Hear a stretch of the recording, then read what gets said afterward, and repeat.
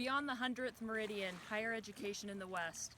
This place is special to me because this is where I grew up, learning about the expansion of the West and all the immigrants coming west and the clashes with the Native American populations. I'm standing in Lake Powell, which is named after John Wesley Powell, who was the first European explorer to explore beyond the 100th Meridian down the Colorado River to this area that we're at now. The Navajo Reservation is just this way a little bit. So why does this matter? Well, as I think about higher education in the West, I have this question of what is the oldest university west of the Mississippi? And to understand this, we need to understand the expansion of into the western United States. And that was really based upon three trail systems: the Lewis and Clark Trail in the early 1800s, and the Oregon Overland Trail, which came west and also went south into California for the gold rush. And then you had the Mormon Trail, which came south down into Salt Lake City, and then the Santa Fe and the Old Spanish Trail system. Along these trails, you had people coming west for various reasons. Some were economic reasons, others were for religious freedom.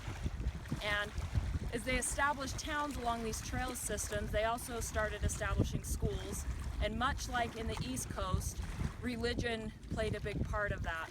And so many of the universities and colleges first were started by religious groups. The Methodists, for example, started 123 institutions of higher education. We know that the land grants played a big part of this with the Morrill Act out west, but it was much more complex and diverse than just the land grant universities. So as you think about all of the settlement out to the west, the higher education landscape is very diverse, much like these groups of people and their reasons for coming west. So going back to my original question, what is the oldest university west of the Mississippi? After digging into some different sources and realizing that history is written from lots of different lenses, technically the oldest university west of the Mississippi is St. Louis University because it was on the west bank of the Mississippi in 1818. But the University of Missouri will also claim that they were the oldest, just a few miles west of the Mississippi.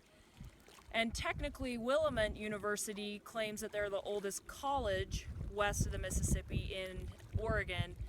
And the University of Utah also claims to be the oldest university, public university, west of the Mississippi and the surrounding region. So why is this vast landscape of the West and higher education in the West important?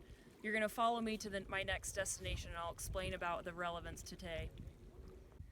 To finish off our look at the expansion of higher education in the West, let's consider why this is relevant today.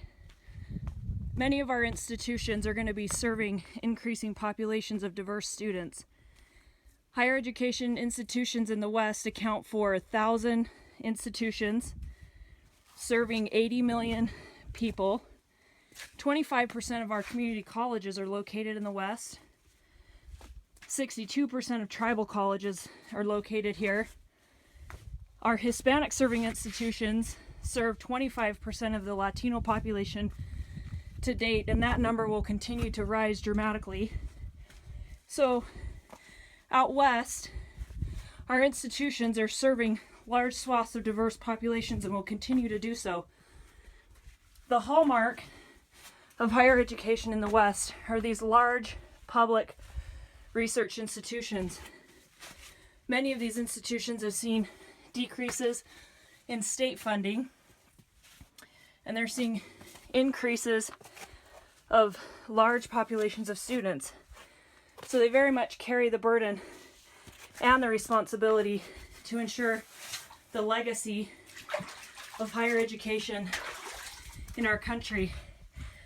The large public research universities really reflect the ultimate American continually dilemma, which is access, equality, and universal higher education for all students. Signing off here from Page, Arizona on the Navajo Reservation.